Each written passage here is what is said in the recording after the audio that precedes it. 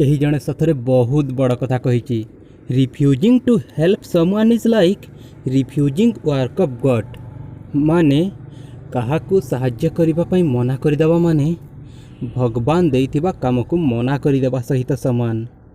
से भगवान को ऊपर आधारित गोटे सुंदर कहानी नहीं मु आसी आज आपण मानक पाखकू। आशा करुच्ची कहानीटा बहुत भल लागिबो। मु सकाळु सकाळु चलीगली बस स्टैंड को संबलपुर जीवापाई, किंतु पहुँचबारे टिके डेरी हो गला। आउ सेते बेले बसटा छाड़ी देइतिला, तेणु आउ गोटे बस को अपेक्षा करिबा पई पड़िला। आउ सेई अपेक्षा समय रे भाबिली जाए किछि होटेल रु चा जलखिया करि नेबी। तेणु से स्टेशन रु जाई गोटे होटेल पाखक जाउथिली। बाटरे देखिली दुई जण पिला बसिचंती। सेमानक अवस्था भल देखा जाउ नथिला। सेमानक मुह को देखी अनुमान करि पारली जे सेमाने बोधुए 2-3 दिन हैला भोकरे बसिचंती। सेमाने बहुत भोकिला अछंती। सेमानक अवस्था देखी मनरे बहुत खराब भावना आसिला। आउ सेमानकु 10 टंका दे चली आसिली। यहाँ पर होटेल रे पहुँचिली। होटेल रे पहुँचवा परे निजकु निजे भाविली मु केते मूर्ख, मु सेमानकु मात्र 10 टंका दे आसीची। सेमाने यहाँ सहित किणिबे कौन, खाइबे कौन, जेतेबेले मु निजे 10 टंका रे गोटे कप चा भी पी पारिबिनी। निजकु निजे बहुत लज्जा लगिला। आउ पुणी थरे से पिलामानक निकट को फेरीगली। मु तांको पचारिली तमे माने किछि खाइबाकू चाहुछ कि? से माने आबाक ही मो आड़ को चाहिए। पुणी से माने दुहे दुही को आड़ को चाहिए। आउ शेषरे से माने निजर सम्मति प्रदान कले। तापरे आमे समस्ते होटेल को गलु। मो होटेल भीतर को पशिगली, हेले से पिला माने बाटरे रहीगले। कहीं होटेल मालिक सेमानक बेश पोशाक देखी तांको भीतर को जीवापाई मना करदेला। कारण तांको पोशाक मैला होइतिला और चिरी भी हो जाइतिला। सेतिपाई से भीतर को छाणीबाकू अनुमति देलानी। एटा देखी मु होटेल रो बाहरी आसिली। और होटेल मालिक को कहली सेमाने मो सहित अछंती, तांको आसीबा पई अनुमति दियो। आउ बिलटा मु देवी बोली कहली। यह शुणी होटेल मालिक सबकिछि बुझीगला और निजकु निजे टिके लज्जा अनुभव कला। और से पिला मानकु भीतर को छाणीबा पई अनुमति देदेला। सेमाने भीतर को जाई आराम रे बसिले।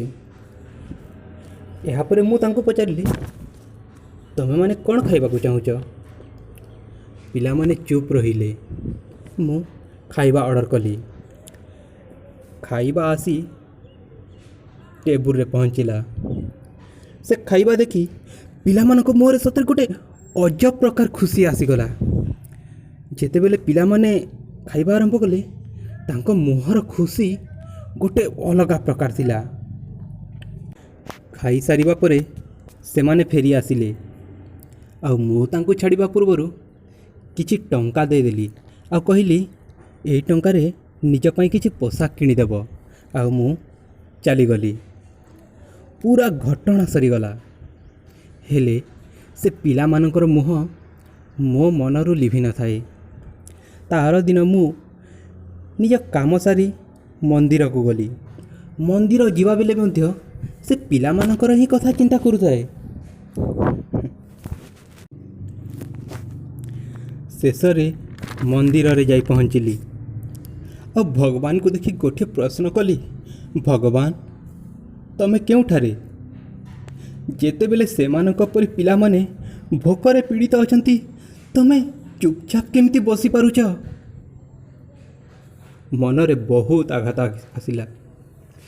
आ मु भगवान को दर्शन सारी पाहाच पर पाहाच दे तलक आसुथाए। तापर गोटे चिंताधारा मो मन को आसिला। काली सिना मु से पिला मानकु खाइबाकू देदेली, हेले एते दिन पर्यंत सेमानकु खाइबाकु दौथुला किए? मु सेई पिलामानक पई कोन करथिली? मु निज भावनारु ताहा करि पारिथांती कि? आउ सेई मुहूर्तरे निजे हृदयंगम कली और बुझिपारली जे आमे सबुले भगवान को योजनार गोटे अंश मात्र। भगवान कौनसी ना कौनसी रूपरे काहाकू ना काहाकू सेमिति साहाय्य करिबा पई पठै थांती। आमे तो केवल सेई साहाय्यर गोटे माध्यम मात्र। जेते बेले भी आमे काहाकू साहाय्य करूचु से साहाय्यटा आमे करूनु, भगवान करूछंती। भगवान आमको साहाय्य करिबा पई योग्य मनंती बोली सही व्यक्ति मानक पाखकू पठांती जो मानक पई साहाय्य दरकार थाए। जेते बेले भी कहीं साहाय्य मागिबो तांको मना करिवनी। निजे जेते पारिबो साहाय्य करिवो, निज कैपेसिटी मुताबक साहाय्य करिवो। सेति पई तो कहा जायछि refusing to help someone is like refusing work of God. If you see someone in need of help and you can help that person according to your capability, as no help is small for person who needs it. जदि ए कहानीटा टिकिए भी आपण मानक मन को छुई थाए ताहेले दया करी गोटे लाइक करदेबे आउ शेयर करदेबे। फलरे समस्ते से साहाय्यर अंश हो पारिबे। कहीं भगवान आमको ही बाछि थांते काहाकू साहाय्य करिबा पई। और चैनल को सब्सक्राइब करने को भूलिबेनी। Thank you.